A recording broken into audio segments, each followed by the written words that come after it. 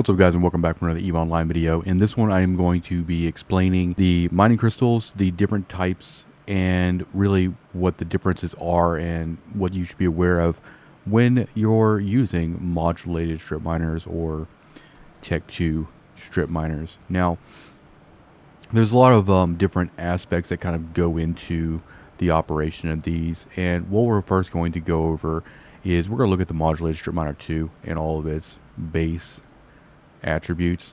So without a crystal even on this thing, it's going to have a residue probability of 34%. What that means is you have a 34% chance of triggering residue. The way that residue works, when you complete a cycle, you will get your yield, but if you trigger the residue, it'll also take the yield that you normally get for a cycle and as extra and burn it. A good way to illustrate this, let's say you have a rock that is 10,000 cubic meters. Every time you complete a cycle on this modulated strip miner, let's say you get 5,000 cubic meters. Now, if you trigger residue, it's also going to delete an additional 5,000 cubic meters. So in that instance, if you complete that cycle on that 10,000 cubic meter rock, you will get 5,000 cubic meters in your mining hold, and the rock will die because the remaining 5,000 cubic meters was essentially residue, and it was extracted from the rock and deleted.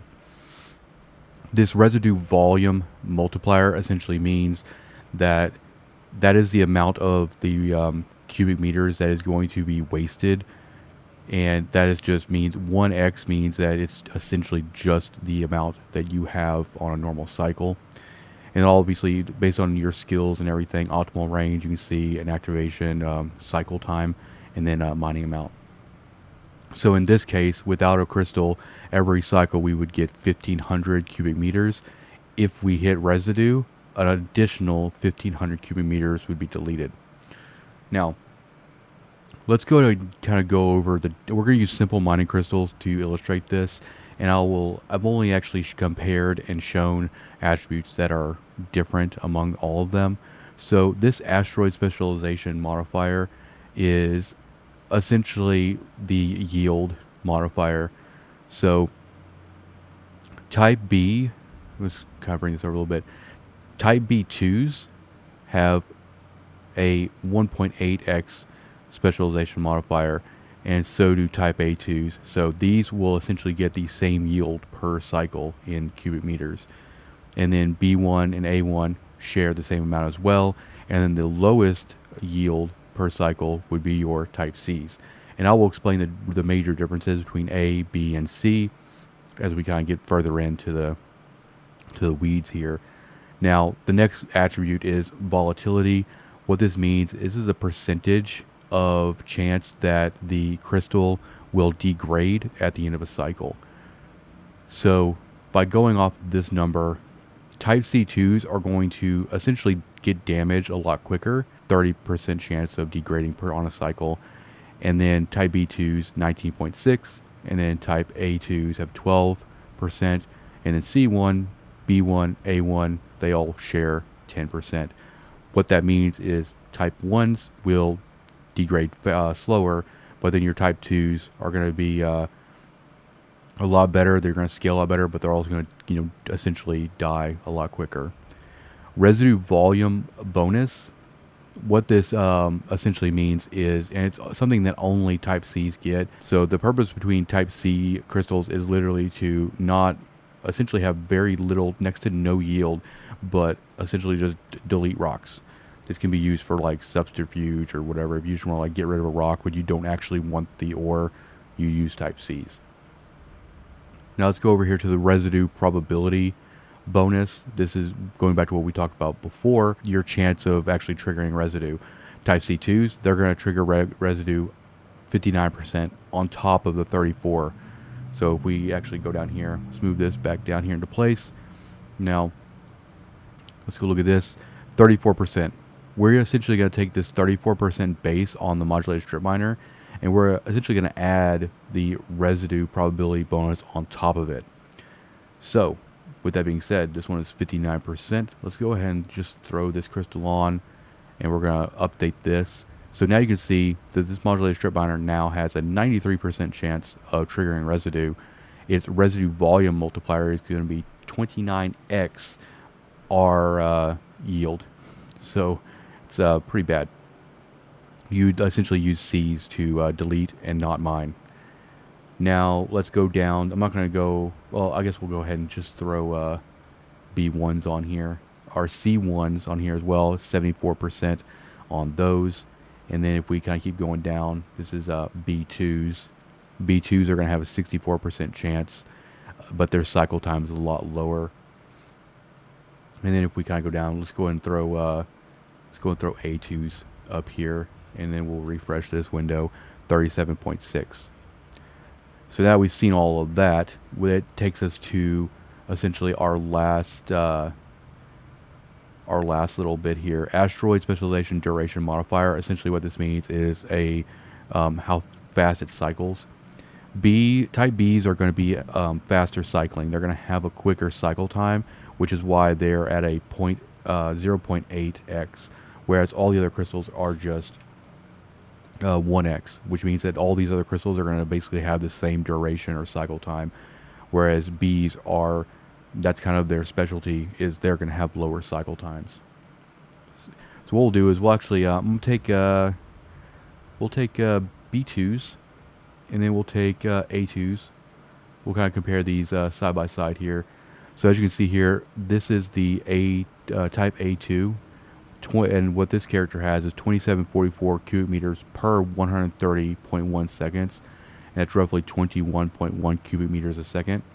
Now we'll compare that over here to the type B2, same cubic meter per cycle, 2744 cubic meters, but this B2 has a 104.8 second cycle, so it effectively has 26.4 cubic meters per second. If you want the most yield, if you want to mine the most in the shortest amount of time, type Bs are going to be better, but you're going to waste a lot more M3 or cubic meters in residue, because these like we looked at before, these type B2s are going to have 64% chance to residue, whereas the type A2s are only going to have a 37.6%. What I usually advise people, if you're doing like belt ore, if you're doing something that's very plentiful, go with type Bs. You're going to have lower cycle times, especially if you're boosted, and you're just going to get that ore in that mining hold so much quicker.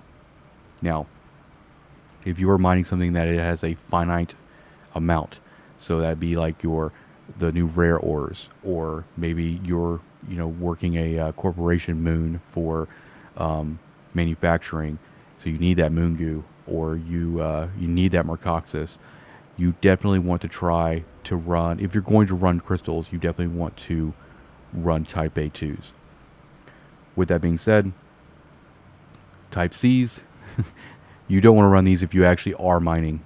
Now, if you want to like delete a rock for whatever reason, or if you are going to another corporation's moon and taking a fleet out there and burning their moon as punishment, or whatever the case may be, you could probably utilize the type C2s to go and just delete stuff. Normally, most people don't like the idea of residue. And so how would you, if you don't want to actually waste anything, what is a way to circumvent that? And really that comes down to the different types of strip miners. So first off, let's compare strip 1s with strip 2s. These are just regular Tech 1 strip miners. As you can see, they have a 0% residue probability, which means that they are never going to produce waste as far as residue goes. If you see a 10,000 cubic meter rock and you have strip 1s, you are going to get all of that, or all that density, by using these. They have a very standardized range, and so you can see 19.5 base range here. And then if you compare that over here to the Tech 2s, as you can see, a lot longer cycle and stuff like that, but pretty much the same optimal range. But now let's compare strip ones to ore strip miners. Now ore strip miners have 24.38K range. These are very useful for nullsec or any ore anomaly, really, where rocks are very, very spread out and you're mining with the fleet and you need to stay in range of maybe a fleet hanger. Having the additional range helps a lot. And also, the ore strip miners don't trigger residue either.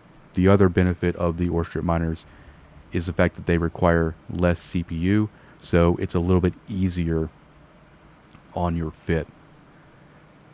So hopefully this video has explained, if you were wondering, the difference between all of the crystals. And to just kind of recap the best we can, the A2 or the type A's are essentially going to be slower cycle, well, normal cycle, but pretty much half the chance at yield, 37%, as opposed to 64% for the type B's. Use these, if you're going to use crystals, use type A's for things that have a finite quantity. Type B's, these are going to cycle faster, so technically they have effectively more yield, but they're going to waste a lot more. I use these for belt mining because belt ore is everywhere, so I don't have a problem with the 64% residue chance. And then again, type C's, if you want to go and delete somebody's moon frac, or go and delete somebody's ore anomaly, or if you just want to clear an ore anomaly, whether it be like in low sec or in null, for whatever reason you want to, like force a anomaly to pop or to recycle itself, you can use those as well. But anyway, thank you for watching this video. I hope this answered some questions in regards to the differences and everything for these mining crystals. Hit the like button, hit the subscribe button, and I'll see you in the next one. Peace out.